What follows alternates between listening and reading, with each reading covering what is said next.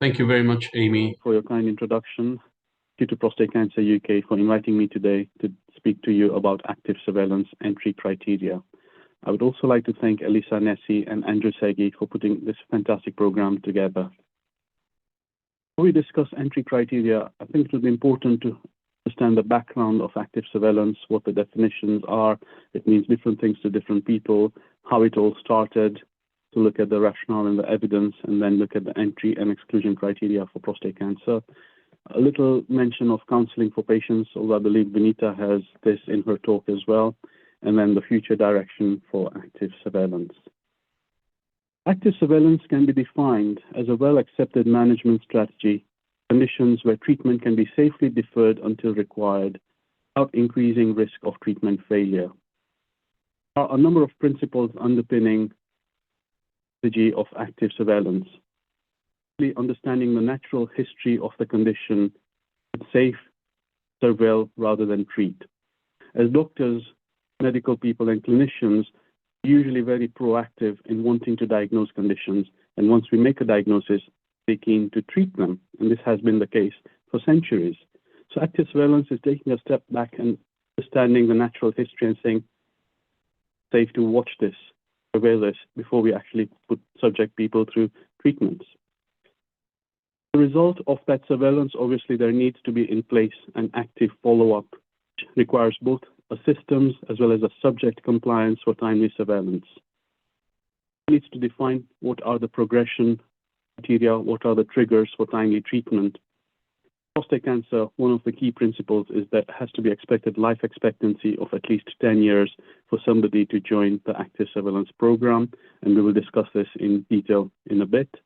And then finally, patient acceptance, which is a very important part of any surveillance strategy.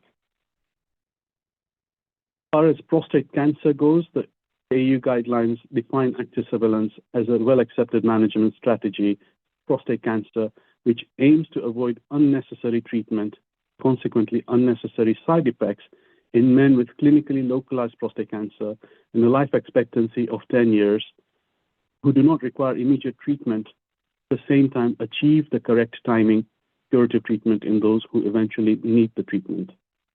It is hugely different from watchful waiting, which is a different kettle of fish, where patients with non-metastatic prostate cancer, which could either be localized or indeed locally advanced, but the patient has other competing conditions whereby watching, if there's any progression, symptomatic or metastatic progression, then patients get offered non-curative treatments.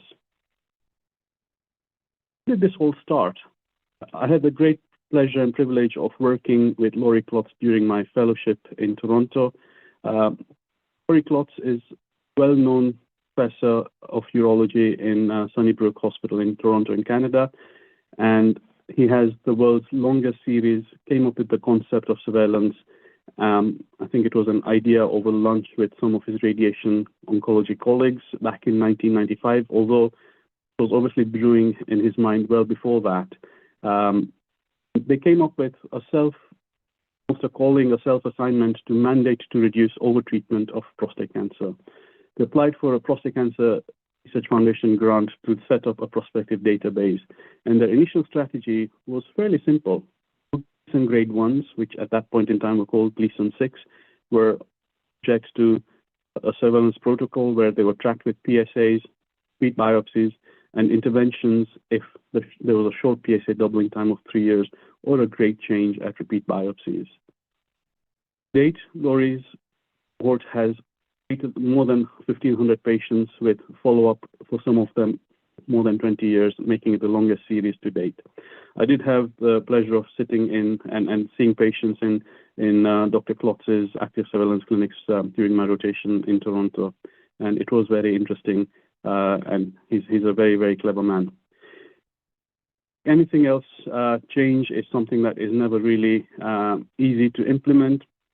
There was quite a lot of initial criticism, especially in an era when nerve-sparing surgery was being introduced just 500 miles south of Toronto in Johns Hopkins, which again is a fantastic addition to treatments for men with prostate cancer. But the general vibe at the time, especially in the USA, was that, active surveillance is unethical, patients will die unnecessary deaths, Dr. Klotz will be responsible, and that you'll never convince American physicians to stop treating patients. However, patients, persistence, proof, and publication has clearly won the day, and now active surveillance for prostate cancer is a well-recognized treatment strategy in all international guidelines, including the American ones. Few wise words from some wise men. Innovation is the ability to see change as an opportunity, not a threat. And also Albert Einstein, if you always do what you always did, you will always get what you always got. At this juncture, I'd like to mention that the Prostate Cancer UK Clinical Champions Program, which is now going to be recruiting the 4th cohort from November, is all about change leadership. It is a fantastic opportunity and a journey which doesn't stop at the end of the program, but continues in building change leaders across the UK. So I would strongly encourage any of you who are interested in applying for the next cohort. The rationale for active surveillance actually was more than 2005 or 1995, sorry, when Laurie Klotz had this idea with his colleagues. Sir Robert Hutchinson was a Scottish physician who worked in London. And I remember this quote when I was a medical student many years ago. The first line, from inability to let well alone. The last line, from making the cure of the disease more grievous than the endurance of the same, good Lord deliver us. So again, the wisdom this time of Sir Robert Hutchinson that not everything is treatment, and sometimes treatments actually come with harm, is the basic principle of active surveillance. So it is not really a new concept. The rationales, as you said, is the risk of leaving something. These are the risks of treating something, and a fairly new concept of overdiagnosis and overtreatment, which kind of has been described in the last decade or so. And when it comes to a cancer diagnosis, it almost kind of makes it look like a paradox that we're overdiagnosing and overtreating cancer. And I think getting that change of mindset, not just in patients, but also in clinicians, is something that has clearly required change and has been challenging. We talk about risk of letting the disease well alone. We know for a fact that the Gleason scoring system, which has stood the test of time, and I'll describe that in a second, has been very useful in helping us to stratify the risk of prostate cancer. The D'Amico risk classification from nearly 20 years ago is really based on biochemical recurrence after treatment. The new Cambridge Prognostic Group classification is a fantastic addition to stratifying further and starting it at the diagnostic point rather than trying to look at the biochemical recurrence after treatment. What is low-risk prostate cancer? It is clinically significant prostate cancer, and these are definitions that patients sometimes ask and sometimes clinicians also need to clarify. Coming back to Donald Gleason, a very American pathologist in the 1960s, did thousands of biopsies and came up with a scoring system, which actually first described it. There was a total of 9 scores, as you can see on the diagram, from 1, 2, 3A, 3B, 3C, A, 4B, 5A, 5B. So there were actually 9 different patterns in the original Gleason scoring system. These were then reduced to 5, as you can see, 1, 2, 3, 4, and 5 as the type of the cells. And lastly, since 2014, we're really just looking at Gleason 3, Gleason 4, and Gleason 5. And as you can see in the table, it's really just a descriptive technique to look under the microscope of how aggressive the cells look, how normal they look or how abnormal they look. And amazing that 60 years down the line, we're still using Gleason scoring system in prognosticating and diagnosing prostate cancer. Of 2014, the International Society of Urological Pathologists have said that Gleason 6 is the lowest Gleason score that one can see on prostate cancer because the primary pattern of 1 and 2 have been removed from pathological grading. So it is very, very unlikely that anyone at this point in time would be diagnosed with a Gleason 4 or a Gleason 5. So something that has also emerged is when we talk of Gleason scores, it's the sum of the most predominant and the second most predominant pattern. So Gleason 6 is 3 plus 3, 2 sevens, obviously the favorable and the less favorable sevens, which can be number of combinations based on the primary and the secondary most common pattern, and then 9 and 10. And to clarify this further and to make it a little more risk stratified, the ISUP group grading or Gleason grading has come up with 5 strategies of 1, 2, 3, 4, and 5. And for a patient, that's easier to understand if they're told that they have ISUP or Gleason grade group 1, as opposed to Gleason grade group 3, as opposed to Gleason grade group 5, rather than tell them about 6, 7, 8, 9, 10, which can be quite confusing. Gleason grade or ISUP group grade 1 and 2, which is 3 plus 3 is 6 or 3 plus 4 is 7, are the ones that are suited for the surveillance. Anything that's a primary pattern 4 or greater should really be treated. And this is again just a table comparison of the D'Amico risk group classification and the more recent Cambridge prognostic group classification. And as far as low risk is concerned, it's agreed that the CPG group 1 and the D'Amico low risk are the same. Nuances are obviously in the intermediate risk group, which CPG has nicely split into a CPG group 2 and a CPG group 3. Now, within the CPG group 3, are obviously further subclassifications, whereby a Gleason 3 plus 4, 7, a PSA of 10 to 20, but that's still organ confined, Gleason is a CPG group 3. On the other hand, a Gleason 4 plus 3, 7, with in the same parameters, falls in the same category. So, and that's something that is down to individual discussion when we discuss criteria for surveillance, and we'll talk about that in later slides. But it is accepted that CPG groups 1 and 2 would make ideal candidates for active surveillance. Obviously, understanding what a Gleason 6 is, and some proponents over the years have even questioned that is Gleason 6 really, should it be called cancer or not? And I think the final agreement across everyone across the globe is that it does have features of cancer. It is locally invasive, but it may not fulfill all the 6 hallmarks of cancer. But despite that, histologically, as well as genetically and molecularly, it does display features of being a cancer. However, the metastatic potential is extremely, extremely low. That's obviously natural history of low-risk prostate cancer. On the other hand, moving on to treatment effects from treatment, and the seminal PROTECT trial, Freddie Hanley and his team in Oxford and Sheffield and across the UK, the world's only randomized control trial looking at active monitoring versus surgery versus radiotherapy, gave us fantastic insight, not just in cancer cure outcomes or cancer-related outcomes, but also treatment side effects. And this, as monitoring, obviously, as we'll discuss later, isn't quite the same as surveillance. In essence, it was deferred treatment, whereas the criteria for selecting patients for monitoring weren't quite as stringent as active surveillance. It still is a very, very useful resource of information. And these are just some of the slides from Jenny Donovan's paper in the New England Journal of Medicine, which shows that after months of randomization, incontinence for surgery was significantly worse compared to other treatment modalities, including active monitoring, which is in the blue line. On at erectile dysfunctions, again, you can see a huge difference in outcomes between the various treatment modalities and active monitoring.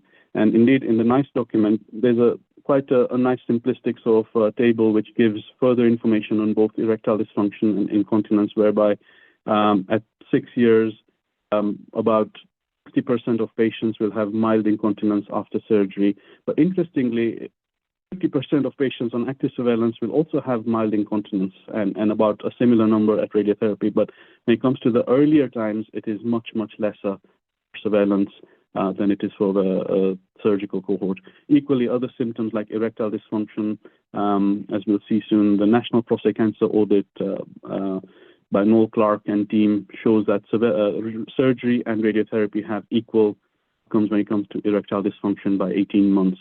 And these are things that matter a lot to men, especially who don't have any symptoms from a low-risk prostate cancer. And bowel function is a big problem with radiotherapy, and again, clinically significant, statistically significant difference between the various treatment arms.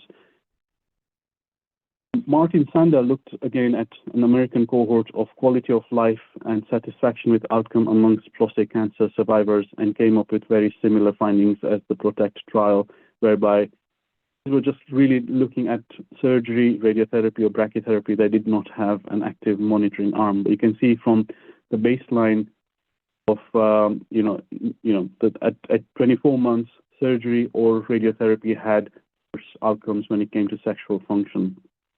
Incontinence surgery, as expected, had worse outcomes again at 2 years, and bowel symptoms, again, radiotherapy had much worse outcomes.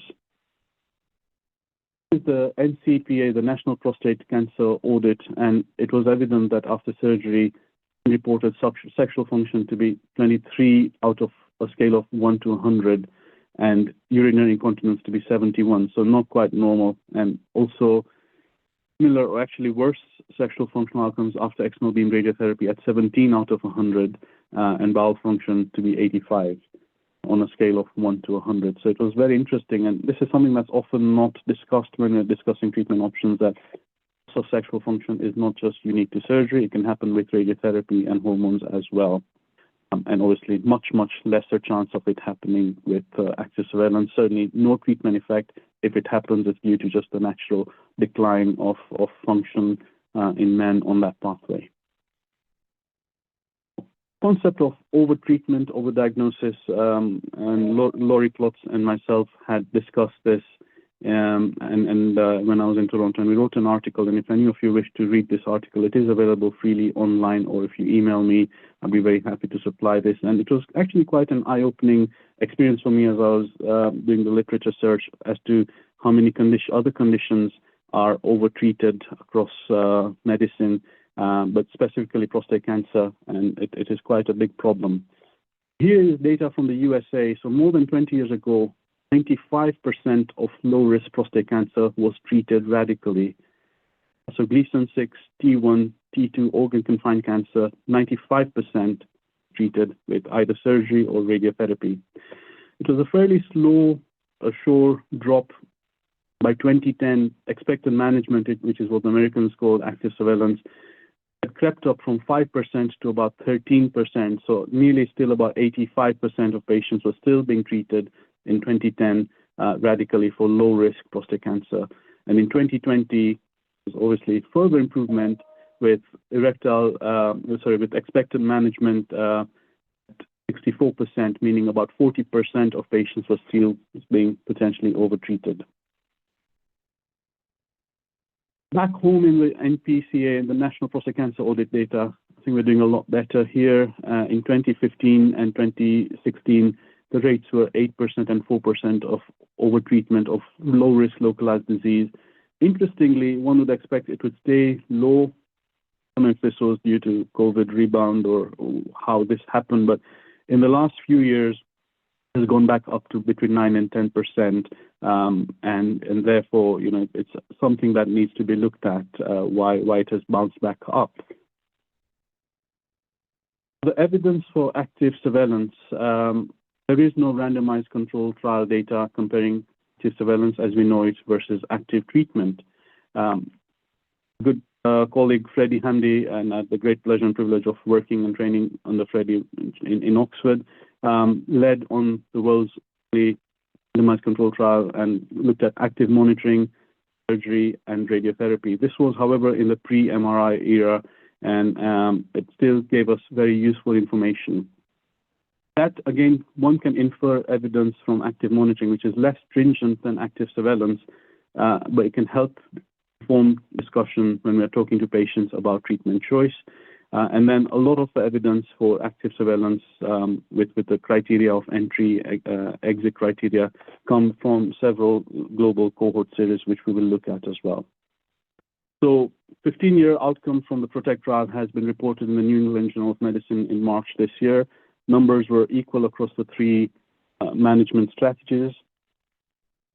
And data is obvious that there was no difference. There was no statistically significant difference whether men went for active monitoring, prostatectomy, or radiotherapy. About a third of patients in this cohort, in this study, were Gleason 3+4/7, or grade group 2 and a few grade group 3s as well. And you can see that there was absolutely no difference between the various groups as far as senior cancer-related mortality is concerned. That is huge information. Comes to obviously metastasis or need for hormone therapy or clinical progression was a statistically significant difference against active monitoring, which obviously expected. If we're not treating something, then it's obviously going to have a higher risk of clinical progression. Obviously, the metastatic progression is not nice, 10% compared to 5% for the treatment arms, but we have to remember that this wasn't strict active surveillance, this was active monitoring. Risk of death, the take-home message from the PROTECT trial was that it was low and similar between the various management strategies of active monitoring, surgery, or radiotherapy. Coming to the cohort series, Ori Klotz's series of nearly 1,000 men up to 15-year follow-up, 10 and 15-year cancer-specific survival are very respectable, 98 and 94%. A 3% metastatic rate, which is significantly lower than the 10% mortality rate from the PROTECT trial in different, it's not surveillance, and a very low cancer mortality rate at 15 years makes surveillance a very lucrative option for with low-risk prostate cancer. And at 10 years, even half, at least 70%, 64% were still on surveillance, and at 15 years, 55% were still on surveillance. So that speaks about the robustness of the program in Toronto. The table summarizes various other large-scale cohort studies done over the last 20 years, 10, 15 years, and what I'd like to highlight is the very high near cancer-specific survival rates across all the various series, nearly 100% or close to 100%, which I think is very, very reassuring information that, surveillance not killed patients as was once suggested, at the start of the whole process in 2005. So coming to the entry criteria for active surveillance, and I've looked at the European guidelines, the NICE guidelines, the NCCN, which is mostly North America, the ASCO AUA guidelines, Canadian guidelines, and came up with Scottish guidelines for the West of Scotland. I was tasked to write entry criteria guidelines for men with prostate cancer who would be suitable for surveillance, and looking at all the different evidence across all the various international guidelines, came up with the WASCAN guidelines, which again, I'm very happy to share with any of you by email. Groups agree that active surveillance should be the recommended treatment option for all low-risk prostate cancer, Cambridge prognostic group 1 in men with an expected life expectancy of greater than 10 years. Again, everyone is in agreement that it should be discussed as an option of treatment for all favorable intermediate risk prostate cancer, and indeed recommended in the CPG2 group, again with an expected life expectancy of greater than 10 years. There are nuances in this group which I will discuss shortly. NICE recommends that active surveillance should be considered in CPG group 3, where patients do not choose immediate radical treatment, which again is absolutely fine in a select group of patients. But we have to remember that CPG3 has 2 different subclassifications, and it is a slightly nuanced discussion as to who should be recommended surveillance as an option and who should be recommended treatment, and we'll discuss that in a second. So coming back to the D'Amico risk grouping and the Cambridge prognostic grouping, so this is what everyone is agreed: risk prostate cancer. And we've extended it to the CT2B on DRE on the D'Amico, which is the same as the CPG group 1. Everyone should be recommended active surveillance in the group that's highlighted in green. Intermediate risk groups, so if someone's got, let's say, between 10 and 20, but they have a Gleason 6, if the PSA density is low, if they have a large prostate, definitely surveillance is the way to go. Also grade group 2, so 3+4, the low PSA, low volume disease, again, that's something that the national guidelines and NICE guidelines agree that surveillance is an option. And obviously, I suggest CPG3, really just the grade group 2, the PSA of 10 to 20 would be perhaps offered surveillance if they do not choose to go for active treatment. So if you read between the lines, preferred treatment is active treatment, but if they choose not to go for immediate treatment, then surveillance could be offered to them. Just the WASCAN network, the West of Scotland Cancer Network management guidelines. And within these guidelines, I've put in, talk about expected life expectancy. Now, obviously, it's sometimes difficult to predict how long anyone is going to live. But there are robust calculators. The Charlson Comorbidity Index calculator is available online, and it is very, very easy to use. Basically gives us a percentage of men's or anyone's expectancy at 10 years. And the thing is that no one knows what is the right cutoff. You know, at what percentage should somebody be offered surveillance? At what percentage should somebody be offered watchful waiting? So that is something that is a very nuanced sort of and a very individual discussion. There are some simple measures that could be implemented in clinic, something called gait speed, which I found quite interesting. And this is from the EAU guidelines, that men aged at the age of 75, their 10-year survival ranged from 20% if they were slow to nearly 90% if they walked with a fast speed. But obviously, you have to select patients properly, because if somebody's got arthritic hips or knees, they might have a very strong heart and they might be fit and well otherwise. So we have to be careful how we select, some of these assessments to assess men's comorbidities when discussing treatment options, including surveillance.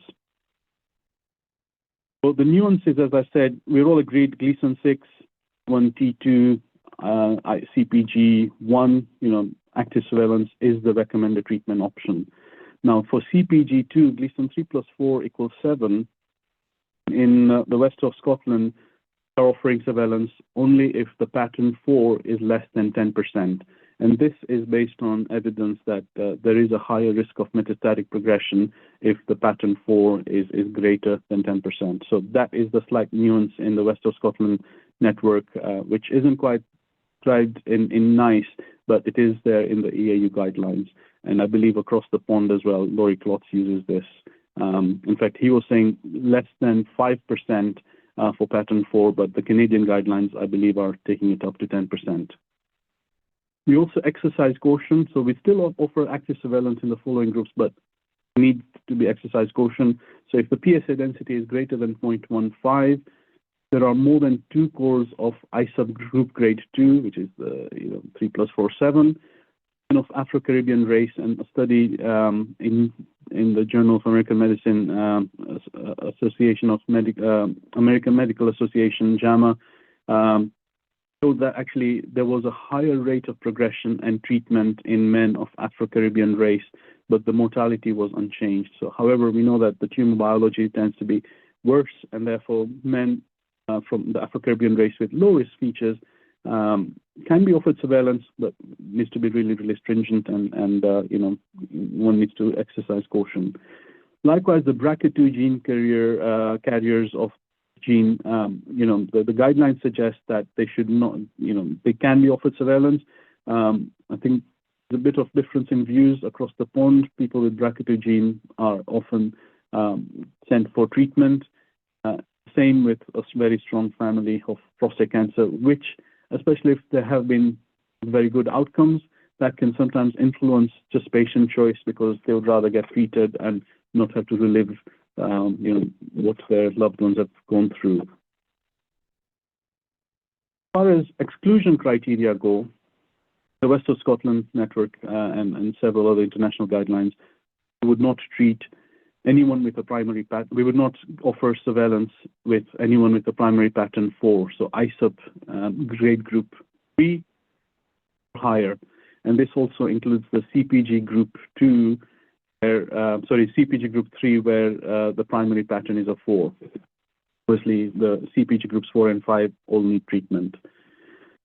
We also have looked at the evidence, and any histology in the ISUP grade group 2, or so if someone with a Gleason 3 plus 4 shows a cribriform pattern or a predominant intraductal carcinoma, sarcomatoid carcinoma, small cell carcinoma, presence of EPE, which is extraprostatic extension, infravascular invasion, or perineural invasion, be sent more towards treatment. Now, the EAU suggests that clinical stage T2C higher is DRE, but we have to take that with a pinch of salt in this day and age. The D'Amico classification of staging was really based on a clinical DRE staging. In this day and age, we're obviously, relying more on imaging, and so that is something that one could question. Someone with obvious bilateral disease does put them into a higher risk category, and therefore should be offered treatment. And then obviously men who are not suitable for active treatments, in which case considering waiting with deferred androgen therapy may be the best way forwards, unless androgen therapy is merited earlier based on individual parameters. Coming to counseling patients for active surveillance, this needs a lot of time and expertise. It's about resetting expectations of men who have recently been diagnosed with prostate cancer. And the first thing that comes to mind is obviously media campaigns, and thankfully Prostate Cancer UK media campaigns are very helpful in informing men of the risk of being diagnosed with prostate cancer across several oceans down in New Zealand. They're quite stark in their public messaging that 600 people die each year. Early diagnosis saves lives, and we do see the early diagnosis saving lives in the UK as well. So on one hand, we're almost making sending the right public health message, but it can be taken slightly differently from a patient perspective. That if they come to an active surveillance clinic for the first time, or the results clinic, and you tell them, okay, we've diagnosed cancer, but we're not going to, your cancer is one where you don't need treatment. And how do you reset the expectation of that man? Requires time, requires expertise. Can be done. Do you destigmatize the diagnosis of cancer? And explaining the wide variety of prostate cancer presentations, including low-risk cancer, what that implies, and also a little on the evidence. And again, Prostate Cancer UK have very helpful information booklets and a wealth of resource which would help men choose the correct treatment options. I often tell patients that this has been recommended by the multidisciplinary team, includes experts in pathology, radiology, surgeons, oncologists, so that it comes across as a group discussion that we've actually discussed your case as a team and recommended this based on the current evidence. And I think that sometimes helps patients understand that, that their case has been discussed as a group. 10% of men will still suffer from anxiety, disease-related anxiety, and aim for treatment rather than surveillance. And sometimes it may be a good idea to introduce them to surveillance buddies, people who have been through active surveillance, and they can talk through, the ins and outs, and also offer them social counseling, which I think in the UK we're not as good.